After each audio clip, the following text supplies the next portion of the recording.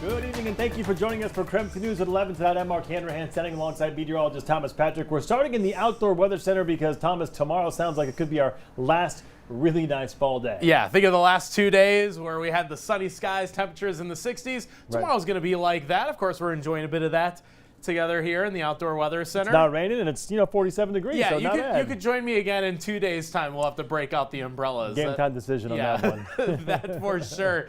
But yeah, temperature-wise, going to be very, very nice once again for tomorrow. Back in the 60s in what could be one of our final 60-degree days of the year. And for southern Washington, maybe some 70s, especially towards the Tri-Cities area. I mentioned final 60-degree day of the year. We're starting to get about that time of year where even 60s become less and less common. In Spokane, our average final 60-degree day is about October 27th, or a week from today. Most of the forecast is going to be in the 50s, with tomorrow being the exception. But more importantly, we're tracking a lot more rainfall in the forecast. We got 1/10 of an inch of rain from the light showers earlier today, but for this Friday, this weekend, and next week, it is just going to be very wet as we get a series of weather systems, all that will push through the region, and these will be a lot heavier in terms of rainfall than what we got compared to this morning as well. So coming up, I'm going to detail the strength of these weather systems, give you an expectation as to when they're going to move in and how much rain we are forecasting across the region.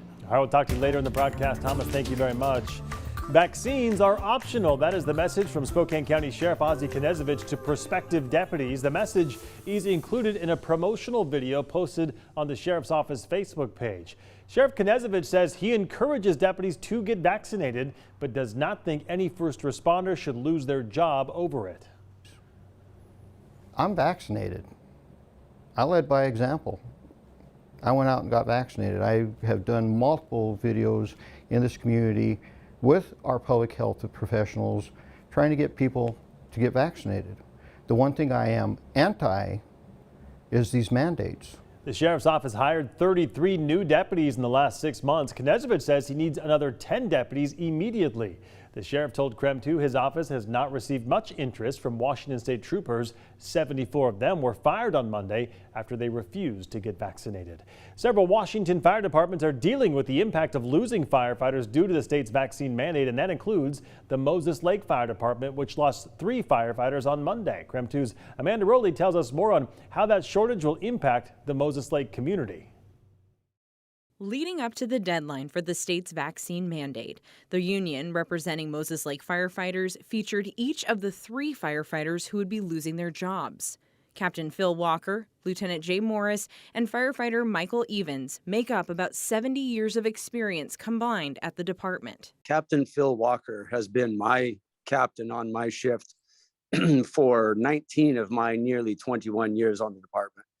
This man's been my mentor and my friend and my leader for so long that I can't honestly tell you that in my time that I have left, he won't be replaced. Union leaders tell me all 3 had their exemptions approved, but the city offered no accommodations. Union President Brandon Burns told me he was not surprised. I didn't feel that we would offer our citizens or our taxpayers the best offer if we didn't get vaccinated. According to the city of Moses Lake, it initially granted all accommodations that were sought, but after an evaluation with staff and the fire chief, it determined there were no accommodations that could be made. In a press release, the city said it needs every penny of its reserve funds to bolster up the infrastructure of the community, not in fighting lawsuits. The union explained to me losing these firefighters will impact the calls the department responds to. We're going to see times where we're not going to have enough staff units to be able to respond to every call that gets called in. There's times now that we have to use mutual aids to come in, but they're already short-staffed as well. So these people coming in to help fill gaps, say AMR, maybe they're transporting one of our citizens. They could potentially have people on there that are unvaccinated and given accommodations. The union created a petition on change.org to bring back its firefighters. The campaign is about 600 signatures away from reaching its goal. That was Amanda Rowley reporting. The union president, meantime, says he does not know how long it'll take to replace the firefighters they lost. In the meantime, they'll have to rely on mutual aid agreements with surrounding fire agencies. 2 days after WSU head football coach Nick Rolovich was fired, we have learned that he plans to sue the university. We have learned several details from the statement his lawyer put out today, but has not officially filed the case yet. His lawyer says that Rolovich's religious exemption was not approved by the university, and that if it was approved, Rolovich felt the university would not have made an accommodation for him. The statement also said that Rolovich was not allowed to address his team after athletic director Pat Chun told him that his exemption was denied and that he was escorted to his car by campus police. Chun was heavily mentioned in the statement, which accused him of discriminatory and deceitful behavior. It was very clear that Rolovich is upset with Chun in particular. More from that statement now. In part, Chun's animus, it says, towards Coach Rolovich's sincerely held religious beliefs and Chun's dishonesty at the expense of Coach Rolovich during the past year is damning and will be thoroughly detailed in litigation. It is a tragic and damning commentary on our culture, and more specifically on Chun, that Coach Rolovich has been derided, demonized, and ultimately fired from his job. We'll keep you posted on that lawsuit as soon as we get more details. In the meantime, following the trend of college coaches now, news broke today that 5 days ago, Gonzaga head men's basketball coach Mark Few pleaded guilty to DUI because he is guilty. That's what he said in court. Few was ordered to pay a $1,000 fine and do 24 hours of community service by February 1st. He also has to complete an unsupervised probation. He will be given driving privileges back on November 5th to get to and from work, but he'll also have an ignition interlock system in his car, and that means he'll have to prove that he's not drunk before his vehicle can operate. His attorney also stated that Few has already completed both the drug and alcohol information and victim impact classes. Few said in court today that he was very, very sorry and that this will not happen again. More from what Few's attorney had to say in court now. Mr. Few appears before you very humbled. This was very out of character, he wrote. He had spent a long day out in the sun and thought he was okay to drive, but he was not. It is not a mistake that he will make again. New tonight, WSU football player Brandon Gray, who was shot and wounded on College Hill in Pullman last month, has been released from the hospital. In the meantime, Pullman police continue to investigate the shooting, and they're asking for the public's help now with identifying a total of 7 people. Now, to be clear, these 7 people are not considered suspects. Police just want to talk to them about the shooting. Police believe they may have information that could help with the investigation. So if you can help identify any of those 7 people police are trying to reach, call the Pullman Police Department. The number right there at the bottom of your screen, 509-334-0802.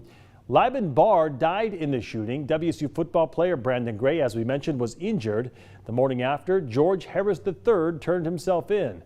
Police arrested him for second-degree assault. However, the Whitman County prosecutor never formally charged him.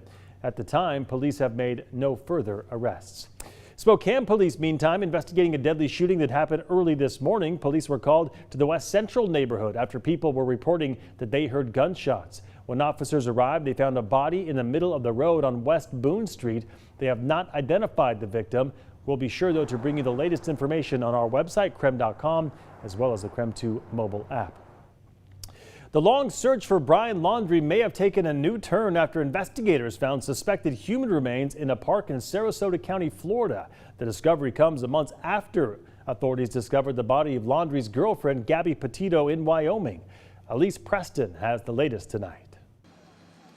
The investigation intensified in this thickly wooded Florida park after the discovery of what the FBI describes as items of interest. Earlier today, investigators found what appears to be human remains, along with personal items, such as a backpack and notebook belonging to Brian Laundrie.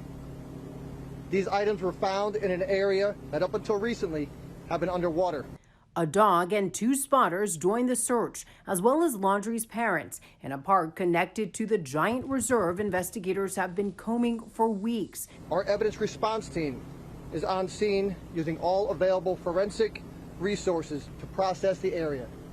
It's likely the team will be on scene for several days. They wanted to speak to the 23-year-old since the disappearance of his fiancée Gabby Petito over the summer. The couple had been on a road trip when Petito dropped out of contact and disappeared. Her body was found in Wyoming last month, and the coroner said she was strangled to death. We need answers. The case has drawn protesters from around the country demanding answers from the Laundrie family. Anything that provides answers for Gabby Petito and provides justice for Gabby Petito, I am all for. I've been out here working my tail off 10 hours a day in this heat for over a month, trying to pressure the family for answers.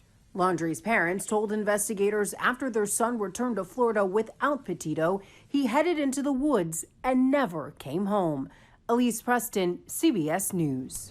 Still ahead, for months now, our local hospitals have been struggling to handle a seemingly never-ending stream of COVID patients. Now the Defense Department is sending some much-needed help. More on that story coming up after the break.